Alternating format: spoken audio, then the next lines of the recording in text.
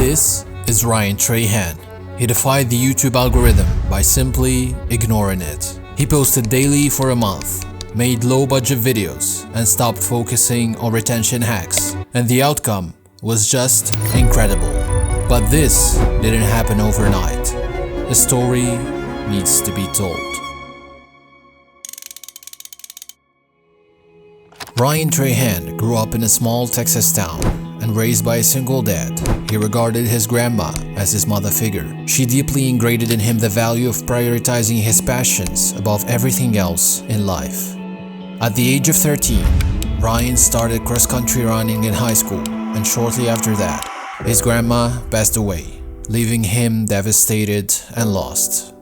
And that's where running came into place to become a vital outlet for him to cope with his grief. And over time, it evolved into a genuine passion he deeply enjoyed and cared about. So I want to be an entrepreneur, right? That means I work for myself, I do my own thing. From a young age, Ryan had an entrepreneurial drive that led him to try various ventures. Yeah, I started learning about coding. Today's the day that I launched my clothing line. But his most successful endeavor was Neptune, his thriving water bottle company.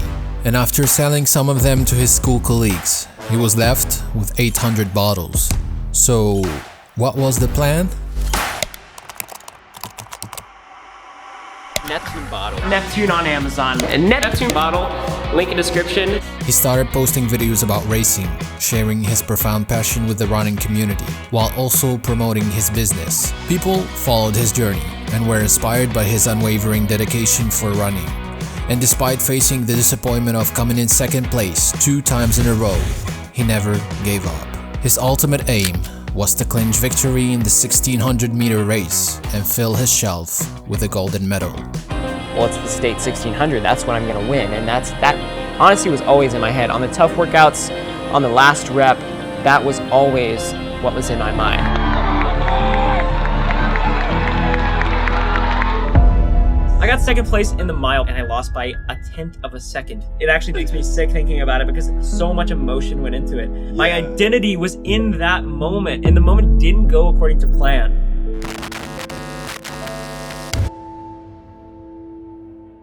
After high school graduation, he enrolled at A&M University, where he consistently shared his experiences as a student athlete.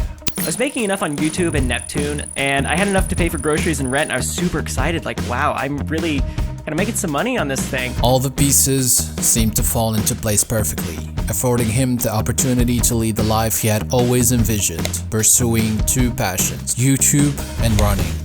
At least, that's what he thought. And I'm glad to welcome Ryan and Donald together here on Outside the Lines. I understand.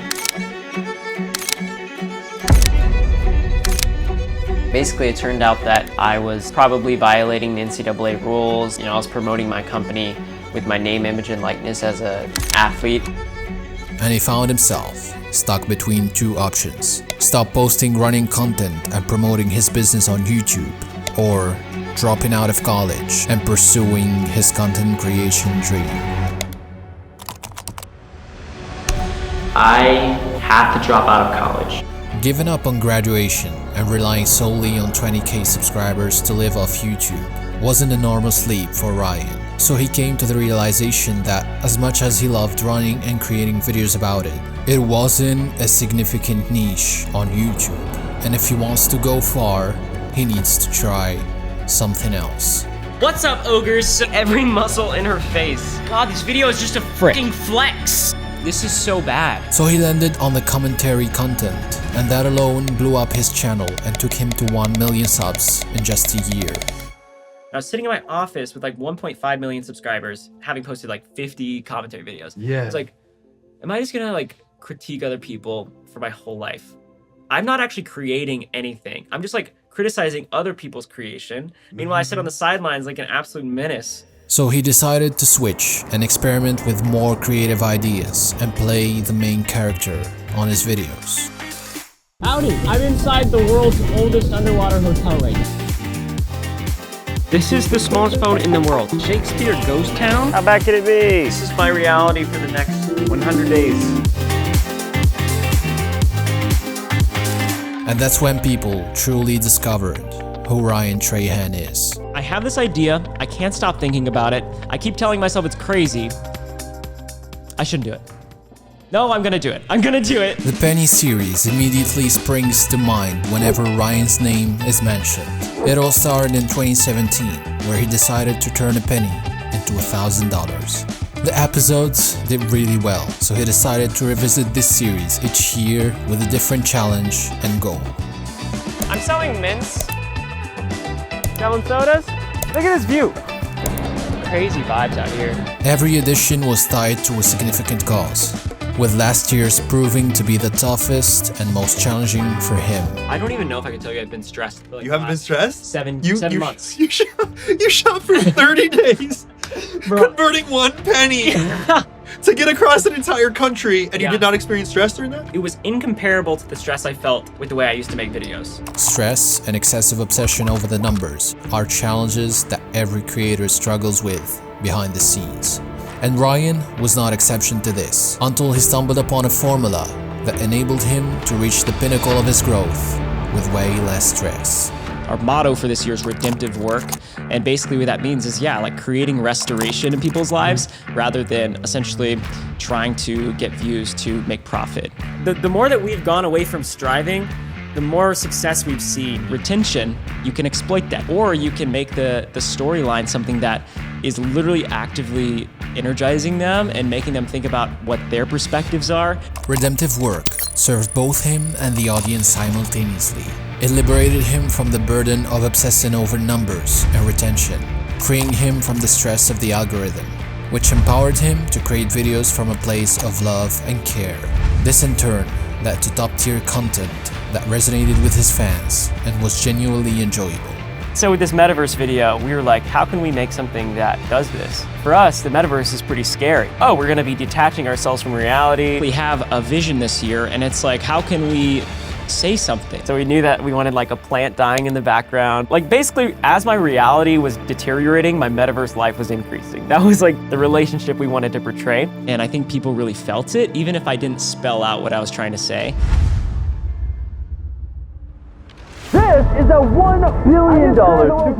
Every time. I'm so excited. At a certain point, YouTube became purely business for some creators, rather than a creative outlet. Every frame of a video was precisely analyzed. Every scene was scripted to maintain viewers' attention spans, bombarding the viewers with highly engaging, fast-paced content that would leave them confused by the end.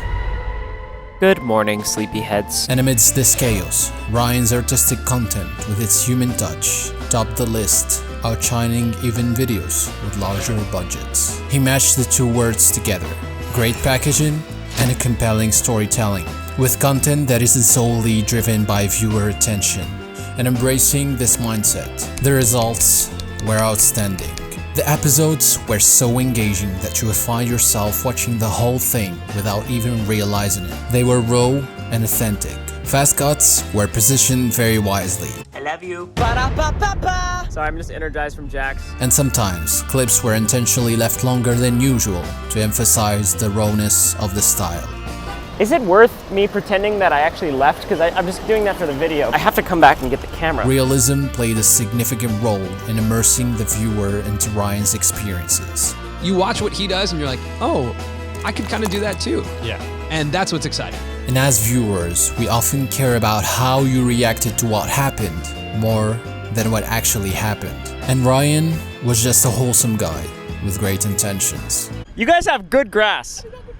I don't have good grass. I'm from Texas. Huh? He meant weed. Oh, really? Yeah, 100%. It's just so funny that you were this so wholesome. No, I'm from Texas. It's all dead. His interactions with the strangers felt like they were meant to be, and each person he met became a character in his story that viewers will never forget. Selling water for €1. The silence was deafening, bro. Honk. His awkwardness added a humorous twist to the challenge, which revolved around being good at socializing in the first place. Let's get it. The storytelling was exceptional. In each video, there was an initial game plan that, in most cases, wasn't strictly adhered to. This created opportunities for change and expected events to unfold. The editing was a chef's kiss, with simple graphics, basic looking fonts and playful, friendly music choice. 10-15 second things, music like do do do do do. The simple editing style made the episodes feel incredibly authentic. This approach also turned the editing process faster, considering they had to edit and post an episode each day. But I can tell you, it wasn't an easy job either, especially without a big team behind you. Ryan's reliance on his two friends, Preston as a filmer and Zach as an editor, proved to be instrumental in this series. Thank you to Zach and Preston. Will you guys stand up? These two are geniuses. They're my best friends. I would not be able to make videos without them. Their strong friendship and redemptive work mentality allowed them to cast away the stress of limited time and wholeheartedly embrace every single moment of their journey together. Love you, Zach. You are the best. You're insane. Literally can't believe it. The grind that you're committing right now. Snap of a finger. It's gonna be over. And such a cool impact. So, dude, I love you. So glad we get to do this together, Zach. And looking from a wider perspective, Ryan's entire journey hinged on one core element, which is love. Every life-altering decision he made was driven by love. And what truly shaped Ryan into the person he is today is his great Reset. Not that one. It's actually his great mindset. They tell you that you work hard and get a safe job, not necessarily a job that you love. Honestly, just chase your dreams and change your life. You owe it to yourself. To the people saying I'm making a mistake, you can't judge me until the summer of 2021, when my peers are graduating college. You have to keep pushing even if the results aren't coming. Progress that I made molded me into a champion. Just ask yourself, why the hell am I doing this? Officially made $50 on YouTube thanks to you guys. We're gonna go ahead and spend it all on pizzas, give it out to some less fortunate people. We've raised over 12 million meals, raised almost $300,000 for water.org. And if one goal goes unattained, that journey may propel you towards achieving another that you wouldn't even expect in your wildest imagination.